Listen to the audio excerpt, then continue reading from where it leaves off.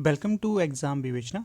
तो दोस्तों, जैसा कि आपको पता है, हमारी टीम के द्वारा आपके लिए 1000 अति महत्वपूर्ण प्रश्नों की सीरीज़ चलाई है, जो कि एलटी टेट वालों के लिए स्पेशली मैं रेकमेंड करूंगा।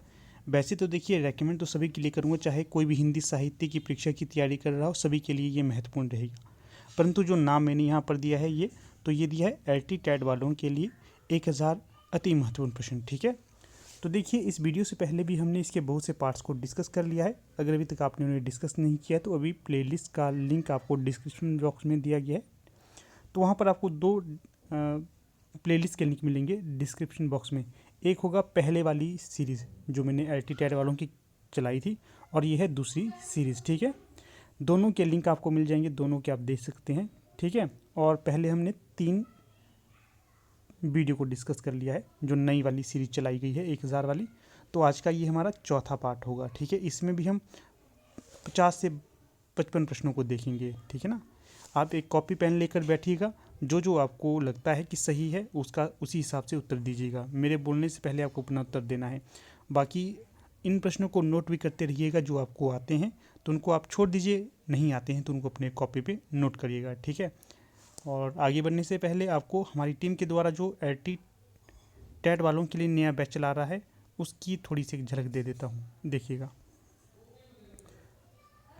तो हमारी टीम के द्वारा एलटी टेट वालों के लिए एक नया बैच बिठाया जा रहा है। ठीक है, न्यू बैच। ये भी आपको बता देता हूँ कि हमारी टीम के द्वारा पहले भी एक बैच बिठाया गया था, उसमें लगभग 15 के आसपास स्टूडेंट्स थे। 1-2 को छोड़कर सभी का टेट क्लियर हो चुका है। तो आपसे भी यहाँ पर कहना चाहूँगा कि अगर आप अपनी सफलता को सुदृढ़ करना चाहते हैं तो आप हमारे नए बैच में जो बिठाया जा रहा है उसमें एनरोल हो सकते हैं। बता देता हूँ कब से ये शुरू होगा। देखिएगा, जो एलटी टेट का नया बैच बिठाया जा रहा है ये होगा आपका 1 मार्च 2023 से शुरू। ठीक है ना, अभी आपके पास काफ़ी समय है, आप इसमें एनरोल हो सकते हैं। यहाँ पर आपको क्या क्या मिलेगा। रोज़ सुबह आपको 8 बजे के आसपास चैप्टर वाइज टॉपिक के अनुसार रिकॉर्डेड वीडियो लेक्चर मिलेगा। ऐसा होगा, हर एक टॉपिक को सिस्टम से देखेंगे, ऐसा नहीं जो मर्जी नहीं उठाएंगे, चैप्टर वाइज होगा, टॉपिक आपको मिलेगा रिकॉर्डेड लेक्चर। फिर उसी लेक्चर का आपको पीडीएफ भी दे दिया जाएगा डिस्क्रिप्शन बॉक्स में उस वीडियो के, वहाँ से आप इसे डाउनलोड भी कर सकते हैं अगर आप इसको पीडीएफ के तौर पर पढ़ना चाहते हैं। ठीक है, फिर देखिएगा, रात 9 बजे उसी टेस्ट का, जिसका आपको सुबह लेक्चर दिया गया था, उसी लेक्चर का आपको टेस्ट भी दिया जाएगा 9 बजे। देखिए, ये सबसे बेस्ट मेथड होता है, सुबह आप किसी टॉपिक को पढ़िए और रात को उसका टेस्ट भी लीजिए। ये आप सभी के लिए ये मैं स्पेशल आया हूँ। बहुत कम ऐसे टीचर होते हैं जो इस तरह के टेस्ट करवाते हैं, पहले लेक्चर मिलता है फिर टेस्ट भी होता है 9 बजे। ठीक है ना, बेस्ट मेथड है स्टडी को करने का। फिर देखिए, रात तो हो गया ये, फिर साप्ताहिक टेस्ट भी होते हैं आपके, जो जो पढ़ा है उसका साप्ताहिक टेस्ट भी लिया जाता है। फिर देखिएगा आगे आपको क्या मिलता है इसमें फिर आपको जो एनरोल हुए हैं स्टूडेंट, उनको समय समय पर एलटी टेट के सॉल्व क्वेश्चन पेपर भी उपलब्ध कराए जाते हैं, जो पिछले होते हैं, चाहे 2019, 20, 2004, 5 जितना भी समय पहले कोई हुए हुए, उनकी पीडीएफ आपको निःशुल्क दी जाती हैं अगर आप इस बैच में एनरोल होते हैं। तो देखिएगा, ये भी प्रश्न रहेगा आपका कि कितने समय के लिए ये कोर्स चलेगा। तो ये चलेगा आपका 3 महीने। 3 महीने में आपको सारा कवर करवाया जाएगा हिंदी साहित्य से जो संबंधित होगा। ठीक है ना, जैसा कि आपको पता है हिंदी साहित्य का पूछा जाता है आपको 150 में से 120, तो कंप्लीट 120 आपका यहाँ पर कवर कर देंगे हम, एक प्रश्न भी नहीं छूटेगा। अगर मान लीजिए आप 120 में से 110 नंबर भी यहाँ से ले लेते हैं तो आपका स्कोर कहाँ चले जाएगा ये आपको पता ही नहीं होगा। फिर जो ये 3 मंथ का कोर्स होगा, इसकी फ़ीस आपको बहुत ही कम रखी है, ना के बराबर है। मात्र 1000 रुपये 3 मंथ की फ़ीस रखी गई है। कोई भी इसे पे कर सकता है। ये इसलिए कम रखी गई है कि कोई भी इसे ज्वाइन कर सके, ऐसा नहीं है कि कई महंगा रखा है, कोर्स का चार्ज बहुत कम रखा है। अगर आप इसमें अधिक जानकारी चाहते हैं तो आप यहाँ पर देखिएगा, स्क्रीन ये नंबर दिया गया है, संपर्क सूत्र 8193122129, इस पर आप व्हाट्सएप कर सकते हैं, कॉल कर सकते हैं, जो भी आपका रहेगा, तो इसके बारे में जानकारी भी आप जुटा सकते हैं। तो चलिए शुरू करते हैं आज की वीडियो को, ज़्यादा लंबा नहीं खींचेंगे। तो पहला जो प्रश्न यहाँ पर आपसे पूछा गया है, यहाँ पर आपको ये भी स्पष्ट कर दूँ कि जितने भी उत्तर आपको बताए जाएंगे ये सारे के सारे ऑफिशियल आंसर की पर आधारित होंगे, अपनी तरफ से कोई भी उत्तर नहीं दिया जाएगा। अगर किसी प्रश्न पे डाउट होगा हमें तो मैं आपको बता दूंगा कि ये प्रश्न इस प्रकार से होना चाहिए, बाकी ऑफिशियल आंसर की को आधार माना गया है यहाँ पर। चलिए देख लेते हैं पहला प्रश्न क्या पूछा गया है।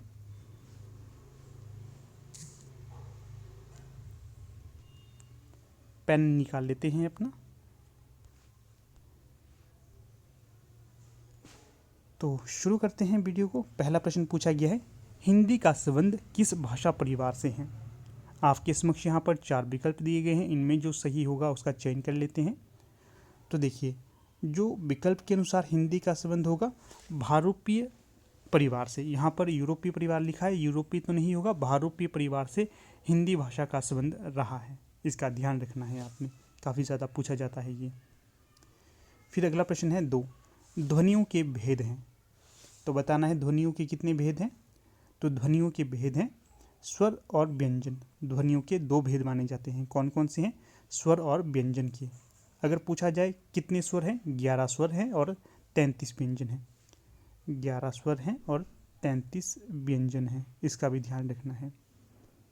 अगला प्रश्न है 3, बौद्ध धर्म के उपदेशों की भाषा है। तो बताइएगा कि जो महात्मा बुद्ध थे या उनके अनुयायी थे, वे किस भाषा में अपने उपदेशों को दिया करते थे। तो जो बौद्ध धर्म के उपदेशों की भाषा थी तो वो थी पाली। विकल्प सी यहाँ सही हो जाएगा।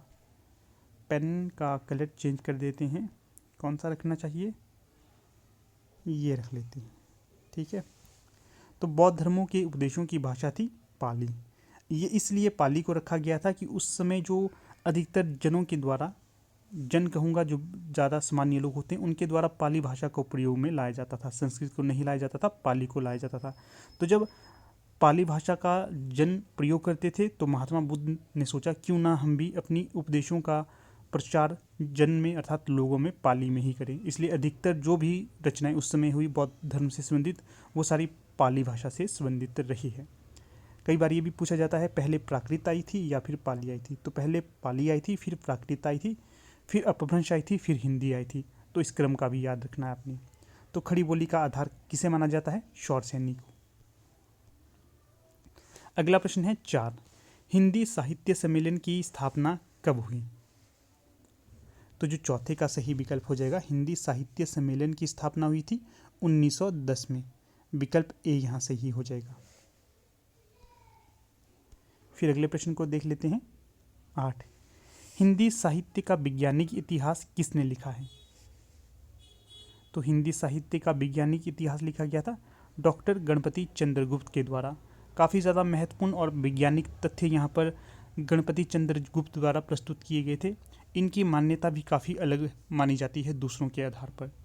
अगर हम यहाँ पर बात करें डॉक्टर रामकुमार वर्मा की, इनके इतिहास ग्रंथ का नाम क्या है? हिंदी साहित्य का आलोचनात्मक इतिहास। और रामस्वरूप चतुर्वेदी का है हिंदी साहित्य का संवेदनात्मक इतिहास। इस प्रकार की कुछ इनकी रचना है, तो इनका ध्यान रखिएगा, काफ़ी ज़्यादा महत्वपूर्ण है। और जो डॉक्टर श्याम सुंदर दास है, ये यहाँ पर इसलिए महत्वपूर्ण हो जाते हैं कि जो इन्होंने खड़ी बोली के प्रचारार्थ कई महत्वपूर्ण कार्य किए थे।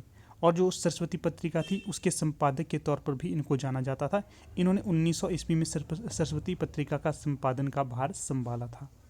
और नागरिक प्रचारणी के जो नागरिक प्रचारणी पत्रिका है या फिर सभा है, उसके प्रचार में भी इन्होंने महत्वपूर्ण भूमिका अदा करी थी। फिर अगला प्रश्न देखिएगा 7, हिंदी साहित्य के इतिहास की उस रचना का नाम बताइए जिसके रचनाकार मिश्र बंधु हैं। तो कौन होंगे? कौन सी रचना है जिसकी रचना इन्होंने की है मिश्र बंधुओं ने? तो मिश्र बंधु विनोद। विकल्प ए यहाँ पर सही हो जाएगा। मिश्र बंधुओं के द्वारा मिश्र बंधु विनोद की रचना की गई थी। अगर समय पूछा जाता है इसका तो 1913 के आसपास इसका समय था। अगर पूछा जाए मिश्र बंधुओं में कौन कौन आते हैं, श्याम बिहारी मिश्र, गणेश बिहारी मिश्र और सुखदेव बिहारी मिश्र। अगला प्रश्न 6, पूर्वी हिंदी की बोली कौन सी नहीं है।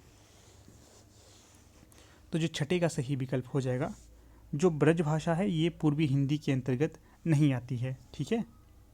बाकी अवधी, बघेली और छत्तीसगढ़ी ये आपकी पूर्वी हिंदी के अंतर्गत आती है। तो फिर ब्रज किसके अंतर्गत आती है? तो ये आती है आपकी पश्चिमी हिंदी के अंतर्गत। इसका भी ध्यान रखना है। अगला प्रश्न है 5, ग्रीक वासियों ने भारत के लिए कौन सा शब्द प्रयोग किया था। तो जो सही विकल्प यहाँ पर हो जाएगा इंडिया। ग्रीकवासी से तात्पर्य होगा यूरोपीय हो गया या फिर आप यूनानी कहेंगे, तो इनके द्वारा भारत को इंडिया कहा गया था, तभी से इंडिया नाम भारत के लिए पड़ चुका था। अगला प्रश्न देख लेते हैं।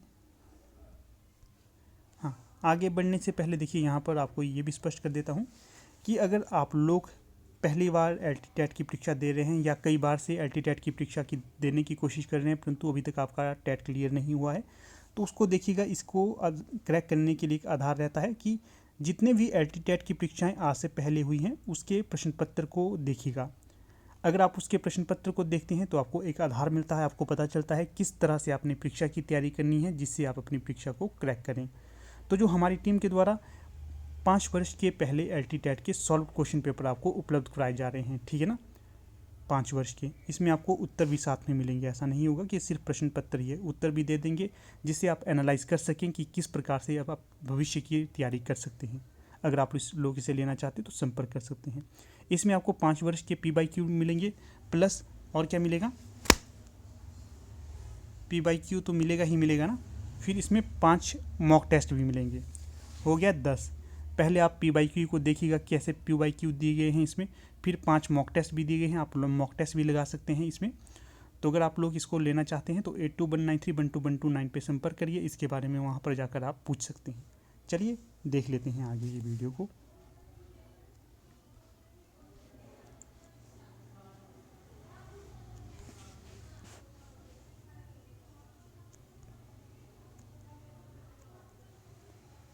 तो प्रश्न संख्या 9 है, कलकत्ता से सरोज का प्रकाशन कब आरंभ हुआ था?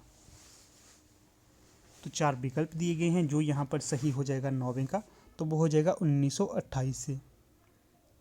देखिए यहाँ पर थोड़े से तथ्य बताऊंगा। जो कलकत्ता था या फिर पश्चिम बंगाल था या फिर बंगाल था, ये 19वीं शताब्दी के आसपास का महत्वपूर्ण हब माना जाता था। जो पत्रकारिता हो गया या फिर नई नई चीज़ें हो गई मॉडर्निटी के आधार पर, जैसे आजकल दिल्ली है उसी प्रकार से कलकत्ता उस समय माना जाता था, क्योंकि जो अंग्रेज़ थे इन्होंने उस समय कलकत्ता को राजधानी घोषित किया था। जो भी नई चीज़ निकलती थी पहले कलकत्ता पहुंचती थी। इसी को आधार मानकर उस समय के जितने भी प्रकाशक थे पत्रिका के, वे सारे के सारे पत्रिका का जो अपना केंद्र मानते थे वो कलकत्ता को मानते थे। चाहे आप उदंत मार्तन को लीजिएगा, कोई और पत्रिका लीजिए, सभी की सभी कलकत्ता से ही प्रकाशित होती थी। इसी प्रकार से जो सरोज पत्रिका थी ये भी आपकी कलकत्ता से ही प्रकाशित होती थी। फिर अगला प्रश्न देख लेते हैं 13। इसमें क्या पूछा गया है, दादू दयाल की वाणी का मुख्य रूप है, कौन सा है?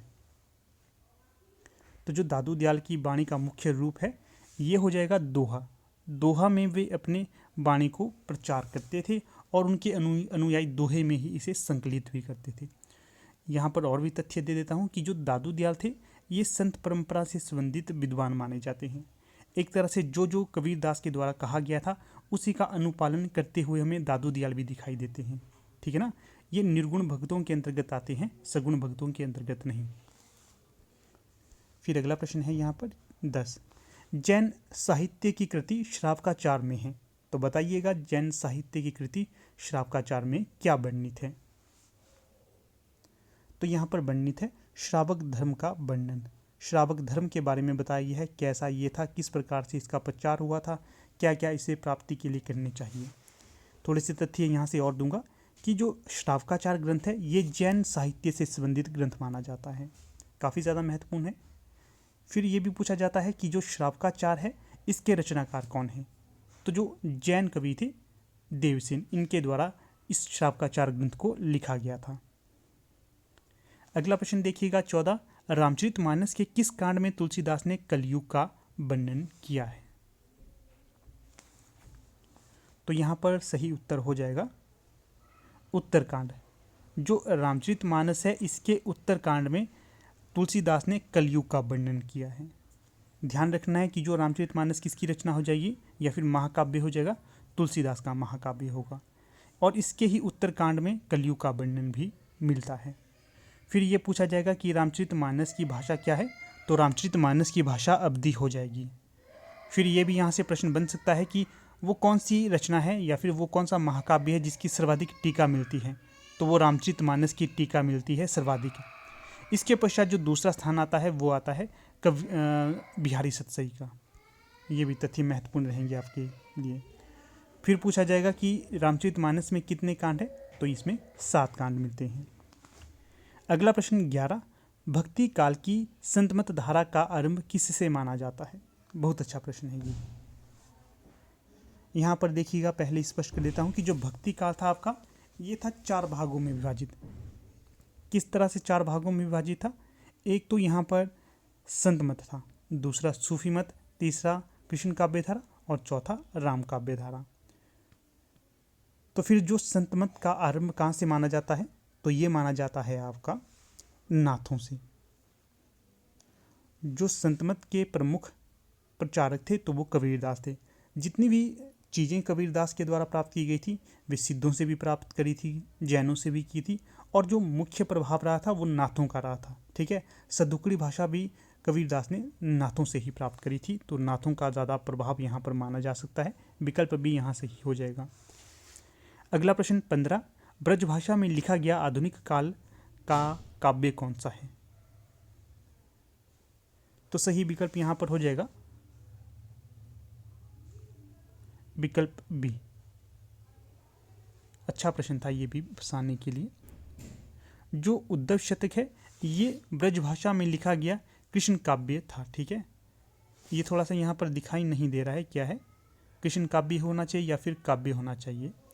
जो ब्रजभाषा में लिखा गया उस समय का उद्धव शतक, ये कृष्ण काव्य धारा से संबंधित था और ये ब्रजभाषा में लिखा गया था। आधुनिक समय में कम ही विद्वान ऐसे थे जो ब्रजभाषा में रचनाएं करते थे। जो उद्धव शतक के रचनाकार हैं जगन्नाथ दास रत्नाकर, इन्होंने ये रचना की थी उद्धव शतक और ये ब्रजभाषा में की थी। और देखिए विकल्प ए में है प्रिय प्रवास, इसके रचनाकार थे हरिऔध और इसे हिंदी का प्रथम महाकाव्य भी माना जाता है। ठीक है, खड़ी बोली का प्रथम महाकाव्य। फिर अगले प्रश्न की ओर रुख करेंगे हम। 16, छायावाद नाम किसने दिया? बहुत अच्छा प्रश्न है ये। तो जो छायावाद नाम दिया गया था आचार्य रामचंद्र शुक्ल की ओर से, ये मुकुटधर पांडे को मानते हैं कि इन्होंने ही छायावाद का नाम दिया था, या फिर ये इसी को मानते हैं कि ये जो मुकुटधर पांडे थे यही छायावाद के प्रवर्तक के तौर पर स्वीकार किए जाते हैं रामचंद्र शुक्ल के द्वारा। फिर देखिए ये भी प्रश्न बन सकता है कि जो छायावाद है इसके प्रमुख विद्वान कौन कौन से थे, या इसके 4 आधार स्तंभ कौन कौन से थे? जयशंकर प्रसाद, सूर्यकांत त्रिपाठी निराला, सुमित्रा नंदन पंत और महादेवी वर्मा। फिर अगला प्रश्न यहाँ पर यह दिया गया है 12, कबीर शब्द किस भाषा का है? तो जो कबीर शब्द हो जाएगा ये अरबी भाषा का हो जाएगा। विकल्प ए यहाँ पर सही हो जाएगा।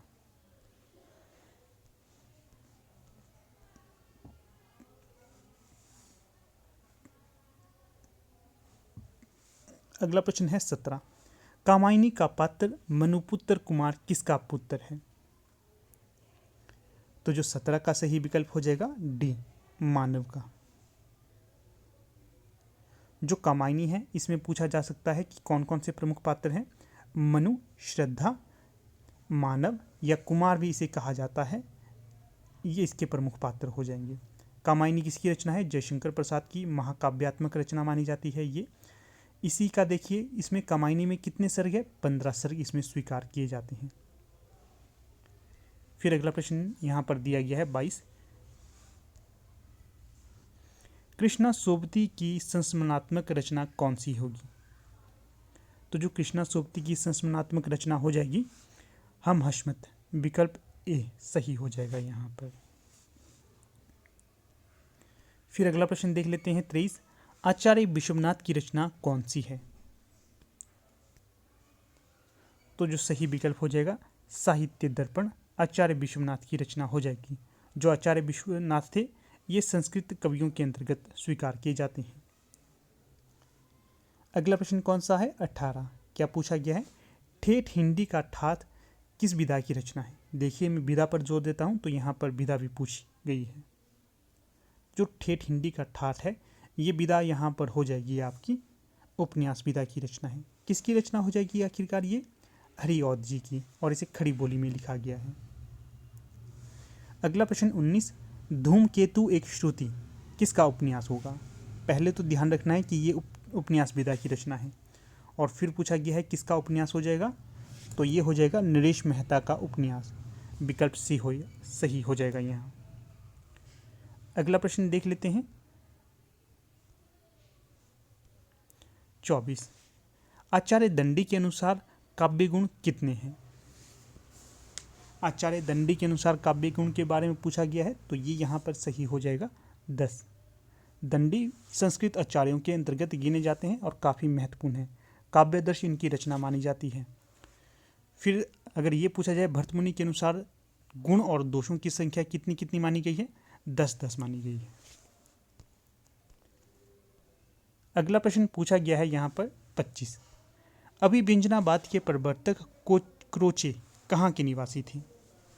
पहले तो ये स्पष्ट होना चाहिए आपको कि जो अभिव्यंजनावाद है किसके द्वारा प्रतिपादित किया गया था, तो ये प्रतिपादित किया गया था आपका क्रोचे के द्वारा।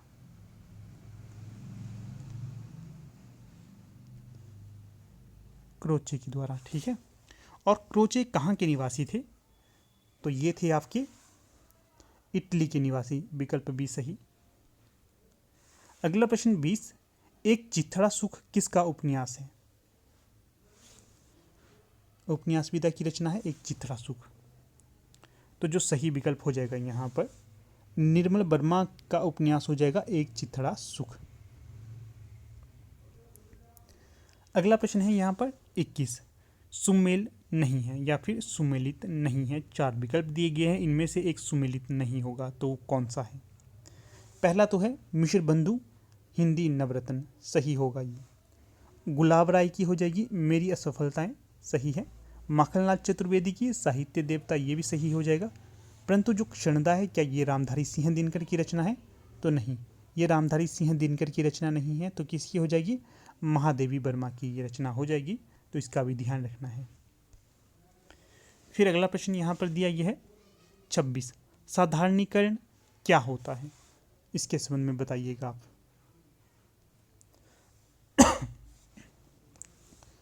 सही जो विकल्प यहाँ पर होगा, साधारणीकरण रस के समस्त अवयवों का होता है। क्या है, रस के समस्त अवयवों का साधारणीकरण होता है।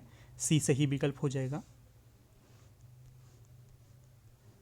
अगला प्रश्न 27। अशोक के फूल नामक निबंध संग्रह के रचनाकार हैं, तो कौन होंगे अशोक के फूल निबंध के रचनाकार, तो ये हो जाएंगे आपके हजारी प्रसाद द्विवेदी। इनके द्वारा अशोक के फूल नामक निबंध संग्रह का रचना किया गया था। फिर पूछा जाता है कुटज नाखून क्यों बढ़ते हैं, ये किसके निबंध होंगे, तो यह भी हजारी प्रसाद द्विवेदी के ही निबंध हो जाएंगे। और जो हजारी प्रसाद द्विवेदी थे, ये आपके ललित निबंधकार स्वीकार किए जाते हैं। अगला प्रश्न है 31। मगरमच्छ में स्त्रीलिंग है, तो बताइएगा मगरमच्छ का स्त्रीलिंग कौन सा होगा विकल्पों के अनुसार। मादा मगरमच्छ इसका सही स्त्रीलिंग का रूप हो जाएगा। अगला प्रश्न है 32। चौराहा में समास है, तो बताइएगा चौराहा में समास कौन सा होगा। तो जो चौराहा में समास होगा, तो ये होगा द्विगु समास। द्विगु समास से तात्पर्य ये रहता है जहाँ पर गिनती आती है, संख्या आती है। यहाँ पर देखिए चौराहा 4 है जिसकी राह, तो चौराहा यहाँ पर द्विगु समास हो जाएगा। अगला प्रश्न यहाँ पर हमारा है 28। फोर्ट विलियम कॉलेज स्थापित किया गया था, तो बताइएगा उस जगह का नाम कहाँ पर फोर्ट विलियम कॉलेज स्थापित किया गया था। तो जैसा कि ऊपर ही मैंने आपको बताया था कि जो कलकत्ता है उस समय एक तरह से प्रमुख केंद्र रहा है हर एक चीज़ का। इसी कारण से उस समय फोर्ट विलियम कॉलेज की स्थापना भी कलकत्ता में की गई थी। कब की गई थी आखिरकार, 1800 ईस्वी के आसपास की गई थी, लॉर्ड बैलीचली के द्वारा। फिर अगला प्रश्न है 29। निम्नलिखित में से पत्रिका और संपादक युगों में से कौन सा सही नहीं है। यहाँ से भी आपके 4 प्रश्न बनेंगे, ध्यान से देखेंगे तो जो सही विकल्प यहाँ पर हो जाएगा आपका, तो ये हो जाएगा जो आनंद कादम्बनी है, ये आपकी राजेंद्र अवस्थी की पत्रिका नहीं होगी। तो किसकी पत्रिका होगी ये प्रेमघन जी की पत्रिका हो जाएगी। यहाँ से एक प्रश्न ये बन गया, आनंद कादम्बनी किसकी होगी, बद्रीनारायण चौधरी प्रेमघन की पत्रिका। हंस की होगी, प्रेमचंद्र की। प्रताप किसकी होगी, गणेश शंकर विद्यार्थी की। ब्राह्मण किसकी हो गई? प्रताप नारायण मिश्र की। अगला प्रश्न है 33, आपके अवकाश का क्या हुआ? उपयुक्त वाक्य बताइएगा, कैसा वाक्य ये होगा? तो जो ये वाक्य होगा सिंपल सा है, ये आपका प्रश्नवाचक वाक्य है। मान लीजिए मैं आपसे कहूँगा कि आपने जो अवकाश की बात की थी उस अवकाश का क्या हुआ, तो एक तरह से यहाँ पर प्रश्न मैं आपसे पूछ रहा हूँ, क्वेश्चन मार्क यहाँ पर लगा हुआ, तो ये प्रश्नवाचक ही हो जाएगा। ज़्यादा कुछ इसमें नहीं था, इजीली आप इसको सॉल्व कर देते हैं। अगला जो प्रश्न है 34, अर्थालंकार के बिना सरस्वती विधवा के समान है, ये कथन कहाँ पर कहा गया है, किसके द्वारा कहा गया है? तो जो सही विकल्प हो जाएगा, वेद व्यास जी के द्वारा ये कहा गया था कि अर्थालंकार के बिना सरस्वती विधवा के समान है। फिर अगर आपसे ये प्रश्न पूछा जाता कि अलंकार संप्रदाय के प्रवर्तक कौन थे? भामह अलंकार संप्रदाय के प्रवर्तक थे। रीति संप्रदाय के प्रवर्तक कौन थे? वामन। रस संप्रदाय के प्रवर्तक कौन थे? भरतमुनि। तो ये तथ्य याद रखने हैं। अगला है 30, उदंत मार्तंड मासिक पत्र कहाँ से निकलता था? तो जो उदंत मार्तंड मासिक पत्रिका थी, ये निकलता था आपका, जैसे कि ऊपर ही मैंने बताया था, कलकत्ता से। विकल्प डी यहाँ पर सही हो जाएगा। ठीक है, चलिए अगले प्रश्न की ओर कर लेते हैं अब हम।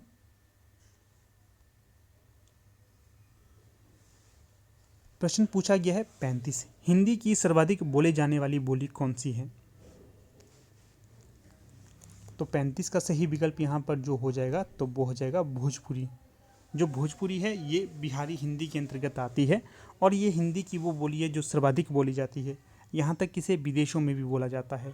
सूरीनाम हो गया, इसके पश्चात आपका मॉरिशस हो गया, यहाँ पर इन देशों में भी ये बोली जाती है। अगला प्रश्न 39, पहाड़ों में प्रेममय संगीत रिपोर्टाज किसने लिखा?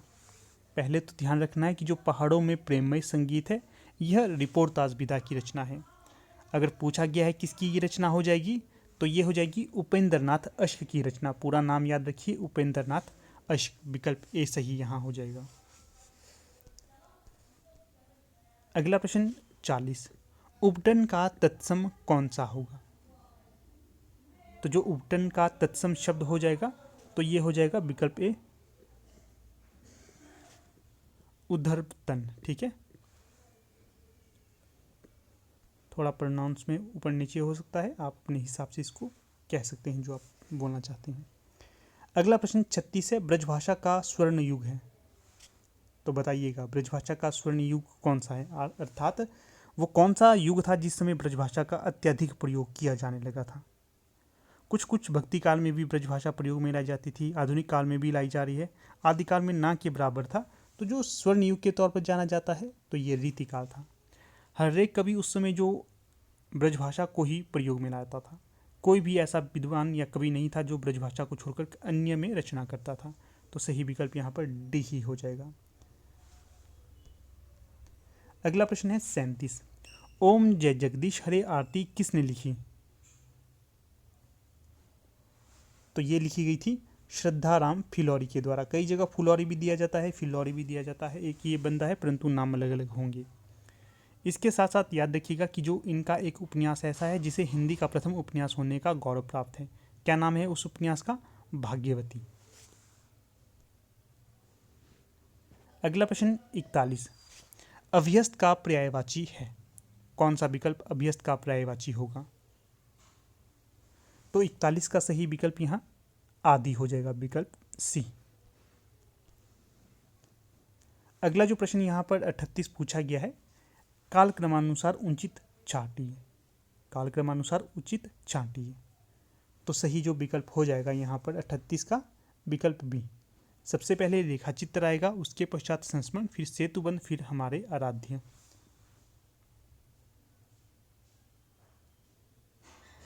ये सारी की सारी रचनाएं बनारसी दास चतुर्वेदी की हो जाएंगी, इसका भी ध्यान रखिएगा आप।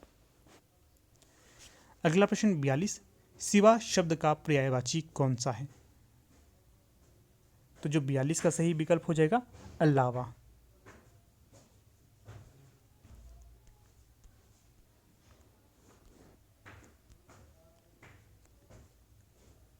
अगला प्रश्न 43, कर्षण का विलोम शब्द है।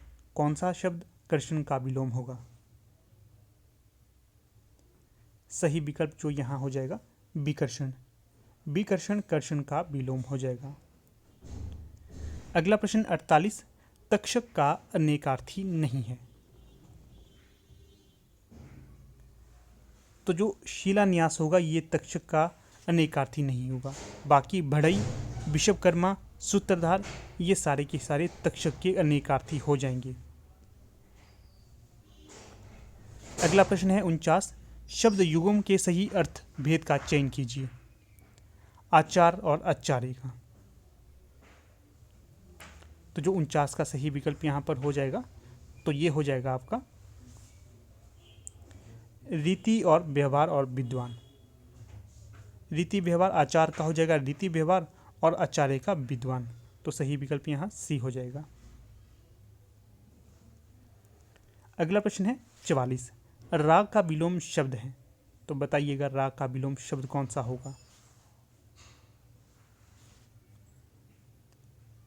तो सही विकल्प 44 का हो जाएगा यहाँ पर विराग। राग का विलोम विराग हो जाएगा। अगला प्रश्न है धोबी के सामने कपड़ों का डैश रखा गया है। क्या रखा गया है धोबी के सामने कपड़ों का? तो ये रखा गया था गट्ठर, विकल्प ए।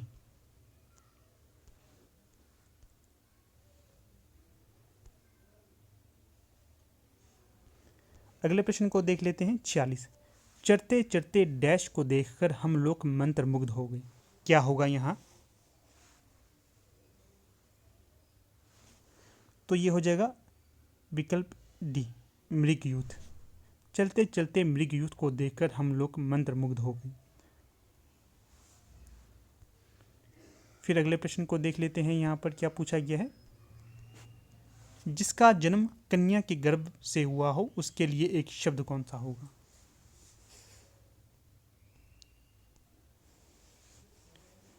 तो सही विकल्प यहाँ पर हो जाएगा कानिन, विकल्प ए। अगला प्रश्न 51, जिसका जन्म उच्च कोटि में हुआ हो उसके लिए एक शब्द कौन सा होगा? कुलीन, विकल्प डी। अगला प्रश्न है शब्द युग्म के सही अर्थभेद का चयन कीजिए। जर और जरा का कौन सा होगा? तो जो 50 का सही विकल्प आपके समक्ष हो जाएगा जर का दौलत और जरा का थोड़ा या अल्प। तो ये विकल्प यहाँ पर सही हो जाएगा। तो देखिएगा दोस्तों, कुछ इस प्रकार से आज का ये हमारा लेक्चर रहता है। यहाँ पर हमने कुल 52 प्रश्नों को डिस्कस करा। अगर आप इनको ढंग से नोट करते हैं तो ये आपके लिए काफ़ी ज़्यादा बेनिफिशियल साबित होंगे। फिर वीडियो का अंत करने से पहले आपको पहले बता देता हूँ कि अगर आप लोग LT TET के न्यू बैच में एनरोल होना चाहते हैं तो जल्द से जल्द एनरोल होइएगा। यहाँ पर आपको संपूर्ण हिंदी साहित्य करवाया जाएगा। आपको इधर उधर भटकने की कुछ भी आवश्यकता नहीं होगी। अगर आप लोग इसकी प्रिपरेशन कर रहे हैं या फिर आपके दोस्त हो सकते हैं, रिलेशन में हो सकते हैं, कोई भी हो तो उन्हें आप बता सकते हैं इस प्लेटफॉर्म के बारे में। तो चलिए फिर अब यहाँ पर अपने वीडियो का समापन कर लेते हैं। आप लोग वीडियो के अंत तक बने रहे, इसका बहुत बहुत धन्यवाद।